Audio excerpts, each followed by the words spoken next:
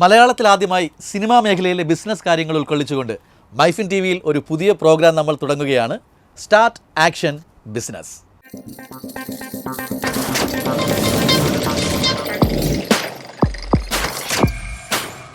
സകൃതകൃതാവായ നാട്ടുകാരെ ശ്രദ്ധിക്കുക, കലാപരിപാടികൾ തുടങ്ങാൻ ആരംഭിക്കാൻ.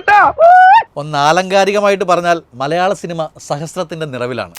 ഈ 1000 എന്ന ഡിജിറ്റ് നമുക്ക് മലയാള സിനിമയിൽ പണ്ട് മുതലേ കേട്ടുകേൾവിയാണ്, അതും ചില പാട്ടുകളിലൂടെ. 1000 പാദസരങ്ങൾ കിലുങ്ങി 1000 കണ്ണുമായി കാത്തിരുന്നു നിന്നെ ഞാൻ.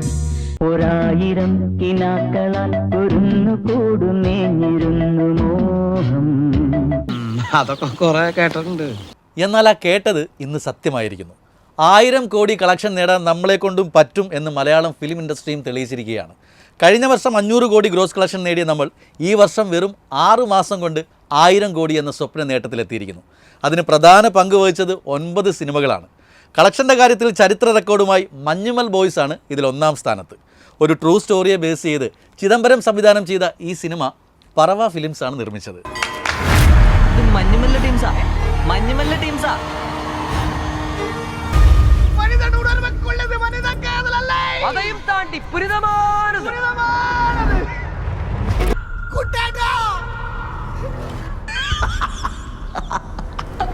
ഈ കുട്ടേട്ടനായി എത്തിയ സൗബിൻ്റെ പാർട്ണർഷിപ്പിലുള്ള പറവ ഫിലിംസ് സിനിമയുടെ നിർമ്മാണത്തിനായി 20 കോടി മുടക്കിയപ്പോൾ ഗ്രോസ് കളക്ഷൻ നേടിയത് 241 കോടിയാണ്.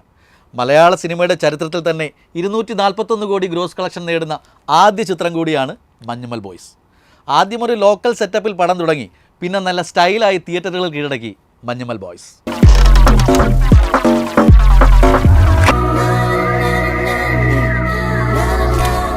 സംഭവം 241 കോടി ഗ്രോസ് കളക്ഷൻ പടം നേടിയെങ്കിലും സത്യത്തിൽ പ്രൊഡ്യൂസറുടെ പോക്കറ്റിലെത്തുന്നത് ഇതിൽ എത്ര രൂപയായിരിക്കും?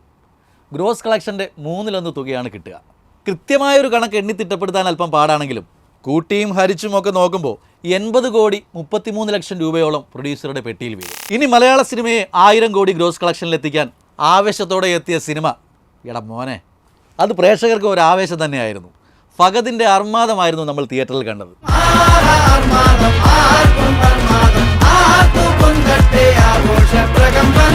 രോമാഞ്ചം എന്ന ഹിറ്റ് സിനിമയ്ക്ക് ശേഷം ജിത്തു മാധവൻ സംവിധാനം ചെയ്ത ആവേശം രോമാഞ്ചത്തിൻ്റെ സ്പിൻ ഓഫ് ആണെന്നൊക്കെ ആദ്യം വാർത്ത പറഞ്ഞെങ്കിലും രോമാഞ്ചത്തിൽ ചെമ്പൻ വിനോദിൻ്റെ കഥാപാത്രം പറയുന്ന ആ വണ്ടി നമ്പർ ആവേശത്തിൽ ഫഹദിൻ്റെ കാർ നമ്പറായി സംവിധായകൻ ഉപയോഗിച്ചു എന്നതൊഴിച്ചാൽ ആവേശം തികച്ചും വ്യത്യസ്തമായിരുന്നു. ഈ വർഷം ഏപ്രിൽ മാസം 11-ന് റിലീസ് ചെയ്ത സിനിമയുടെ ആദ്യ ഷോ കഴിഞ്ഞപ്പോൾ തന്നെ കളക്ഷൻ കൂടി തുടങ്ങി. പ്രേക്ഷകർ ഒന്നടങ്കം പറഞ്ഞു,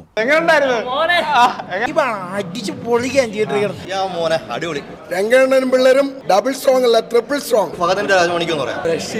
അടിപൊളി സിനിമ. അങ്ങനെ പ്രേക്ഷകർ തിയേറ്ററുകളിലേക്ക് ഒഴുകിയപ്പോൾ പ്രൊഡ്യൂസേഴ്സിന്റെ പോക്കറ്റിലേക്കും പണമൊഴുകി. റിലീസ് ചെയ്യുന്നതിന് 3 ദിവസം മുൻപേ തന്നെ 78 ലക്ഷം രൂപയുടെ ടിക്കറ്റുകൾ അഡ്വാൻസ് ബുക്കിംഗ് ആയ സിനിമയായിരുന്നു ആവേശം. നസ്രിയയും അൻവർ റഷീദും ചേർന്ന് നിർമ്മിച്ച ആവേശം 180 കോടി രൂപയോളം ഗ്രോസ് കളക്ഷൻ നേടി. മലയാള സിനിമയെ 1000-ലേക്ക് എത്തിക്കാൻ നല്ലൊരു കോൺട്രിബ്യൂഷനുമായി എത്തിയ മറ്റൊരു സിനിമയായിരുന്നു ആടുജീവിതം. മലയാളികളുടെ ഹൃദയം കവർന്ന ബെന്യാമിൻ്റെ ഈ നോവലിനെ വെള്ളിത്തിരയിൽ കാണാൻ പ്രേക്ഷകർ ഫാമിലിയോടെ തിയേറ്ററുകളിലെത്തി. വർഷങ്ങൾക്ക് ശേഷം സാക്ഷാൽ AR റഹ്മാൻ മലയാളത്തിലേക്ക് തിരിച്ചെത്തുന്ന വാർത്തയും ഈ സിനിമയ്ക്ക് ഹൈപ്പ് കൂട്ടി. അതിലെ ഒരു ഗാനം സിനിമയുടെ റിലീസിന് മുന്നേ തന്നെ സോഷ്യൽ മീഡിയ ഏറ്റെടുത്തതും പടം കാണാൻ ആൾക്കാരെ പ്രേരിപ്പിച്ചു.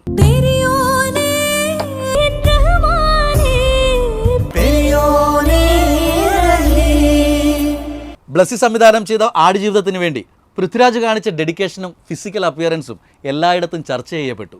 സംവിധായകൻ ബ്ലസ്സിക്കൊപ്പം ഇതിലെ അഭിനേതാവ് കൂടിയായ ജിമ്മി ജീൻ ലൂയിസും ഒപ്പം സ്റ്റീവൻ ആദംസും ചേർന്നാണ് സിനിമ നിർമ്മിച്ചത്. 80 കോടി രൂപ മുതൽ മുടക്കുള്ള ആടുജീവിതം ബോക്സ് ഓഫീസിൽ നേടിയത് 158 കോടി രൂപയോളമാണ്. ഭാവന സ്റ്റുഡിയോസിൻ്റെ ബാനറിൽ ഫഹദും ദിലീഷ് പോത്തനും ശ്യാം പുഷ്കറും ചേർന്ന് നിർമ്മിച്ച പ്രേമലുവാണ് മുടക്കുമുതൽ വെച്ച് നോക്കുമ്പോൾ ഏറ്റവും കൂടുതൽ ലാഭം കൊയ്ത സിനിമ. യൂത്തിൻ്റെ പൾസറിഞ്ഞ സിനിമ മൊത്തത്തിൽ കളർഫുള്ളായിരുന്നു.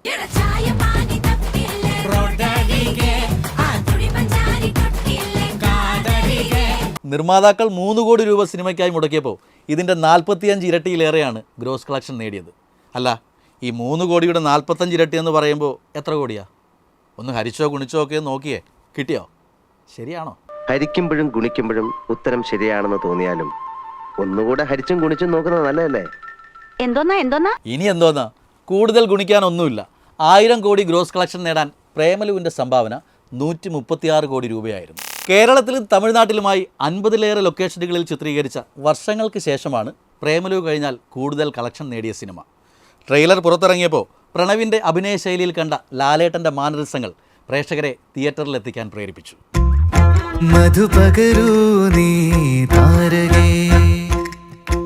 പ്രേം നസീറിൻ്റെ ഒട്ടുമിക്ക സൂപ്പർ ഹിറ്റ് സിനിമകൾ നിർമ്മിച്ച മെറിലാൻഡ് സ്റ്റുഡിയോയാണ് ഈ സിനിമയെ നിർമ്മിച്ചത്. പണ്ട് കാലത്ത് ഹിറ്റുകൾ സമ്മാനിച്ച പ്രശസ്തരായ പല സംവിധായകരുടെയും ഇന്നത്തെ പച്ചയായ ജീവിതം കാണിച്ച ക്യാരക്ടറായിരുന്നു വർഷങ്ങൾക്ക് ശേഷത്തിലെ ധ്യാനിൻ്റെ വേണു കൂത്തുപറമ്പ്. ഈ സിനിമയിൽ കാണിക്കുന്ന കോടമ്പാക്കത്തെ സ്വാമീസ് ലോഡ്ജ് ഉൾപ്പെടെ ആർട്ട് ഡയറക്ടർ നിമേഷ് എറണാകുളം അരൂരിൽ സെറ്റിട്ടതാണ്. അതുകൊണ്ട് തന്നെ സിനിമയുടെ ചെലവ് മൊത്തം 30 കോടിക്കുള്ളിൽ നിന്നു. നമ്മുടെ ഫിലിം ഇൻഡസ്ട്രിയെ 1000 കോടിയിലെത്തിക്കാൻ ഈ സിനിമയുടെ സംഭാവന 80 കോടി രൂപയായിരുന്നു. ഇനി കളക്ഷൻ്റെ കാര്യത്തിൽ മലയാള സിനിമയെ കളർഫുള്ളാക്കിയത് ഒരു ബ്ലാക്ക് ആൻഡ് വൈറ്റ് ചിത്രമായിരുന്നു. ഇത് ഭ്രമയുഗ, കലിയുഗത്തിന്റെ ഒരു അപഭ്രംശം. മമ്മൂക്കയ്ക്കൊപ്പം അർജുൻ അശോകൻ്റെയും കരിയറിലെ മികച്ച പെർഫോമൻസ് നമ്മൾ കണ്ട ഭ്രമയുഗം കഴിഞ്ഞ ഫെബ്രുവരി 15-നാണ് തിയേറ്ററുകളിലെത്തിയത്. ഇതിൻ്റെ ഫസ്റ്റ് ലുക്ക് പോസ്റ്റർ പുറത്തുവിട്ടത് മമ്മൂക്കയുടെ ബർത്ത്ഡേ ദിവസമായിരുന്നു.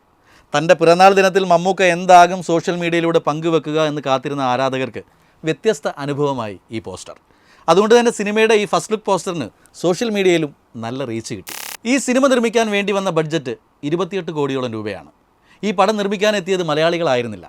വൈനോട്ട് സ്റ്റുഡിയോസ് എന്ന പ്രൊഡക്ഷൻ കമ്പനിയിലെ പാർട്ട്നേഴ്സായ ചക്രവർത്തി രാമചന്ദ്രയും ശശികാന്തും ഒരുമിച്ച ആദ്യ മലയാള സിനിമ കൂടിയായിരുന്നു ഭ്രമയുഗം. മലയാളത്തിന് പുറമെ ഹിന്ദി, തമിഴ്, തെലുഗു, കന്നഡ എന്നീ ഭാഷകളിൽ ഡബ് ചെയ്ത ഭ്രമയുഗത്തിൻ്റെ ടോട്ടൽ ഗ്രോസ് കളക്ഷൻ 60 കോടി രൂപയായിരുന്നു. That was A great contribution. ഇനി 1000 കോടിയുടെ ലിസ്റ്റിലേക്ക് വരുന്നത് 8 കോടി രൂപ മുടക്കി 42 കോടി രൂപയോളം തിരികെ നേടിയ സിനിമയാണ്.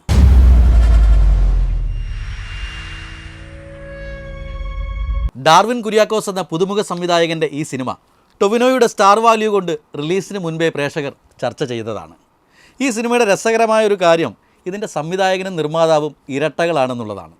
ഡാർവിൻ കുര്യാക്കോസിൻ്റെ ഇരട്ട സഹോദരനായ ഡോൾവിൻ കുര്യാക്കോസും കൂടി ചേർന്നാണ് ഈ സിനിമ നിർമ്മിച്ചിരിക്കുന്നത്. പറഞ്ഞ ബഡ്ജറ്റിലും താഴെ സിനിമ തീർത്തു കൊടുത്തുകൊണ്ട് ഡോൾവിനെ ഞെട്ടിച്ചു ഡാർവിൻ. അന്വേഷിപ്പിന് കണ്ടെത്തും എന്ന 2 വാക്കുകൾ പോലെ തന്നെ സിനിമ 2 തലങ്ങളിൽ നിന്ന് കഥ പറഞ്ഞപ്പോൾ പുതിയ അനുഭവം അറിയാൻ മൗത്ത് പബ്ലിസിറ്റിയിലൂടെ തന്നെ ഒരുപാട് പ്രേക്ഷകർ തിയേറ്ററുകളിലേക്ക് എത്തി. ഒട്ടും ലാഗില്ലാത്ത സിനിമ കൂടിയായതിനാൽ 40 കോടി ഗ്രോസ് കളക്ഷനുമായി 1000 കോടിക്ക് കൈകോർക്കാൻ ഈ സിനിമയും എത്തി. ജയറാമേട്ടൻ തൻ്റെ കരിയറിൽ ഒരു തിരിച്ചുവരവ് നടത്തിയ എബ്രഹാം ഓസ്ലറാണ് ലിസ്റ്റിൽ ഇനി അടുത്തത്. ശരിക്കും പറഞ്ഞാൽ കോടികൾ കൊയ്തുകൊണ്ട് മലയാള സിനിമയുടെ ഈ ചരിത്ര നേട്ടത്തിന് തുടക്കമിട്ടത് എബ്രഹാം ഓസ്ലറാണ്. ഈ വർഷം ജനുവരി 11-ന് റിലീസ് ചെയ്ത സിനിമ മമ്മൂക്കയുടെ മാസ് എൻട്രിയിലൂടെ പ്രേക്ഷകരെ കയ്യിലെടുത്തു.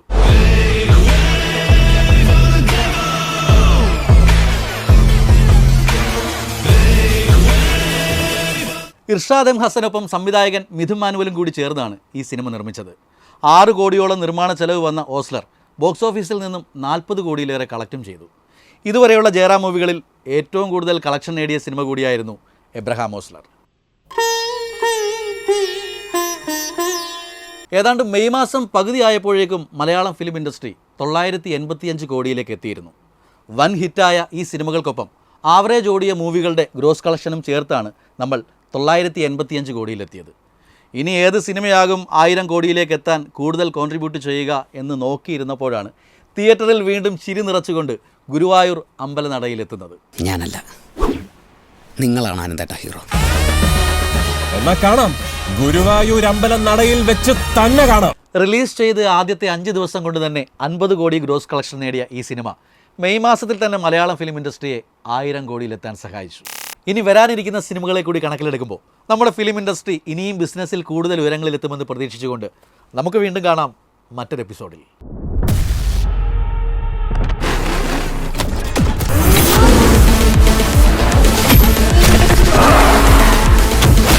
ഞാനിവിടെ വീഴുവാണ്. എൻ്റെ കൂടെ ഒരു 10-15 പേരെങ്കിലും കാണും.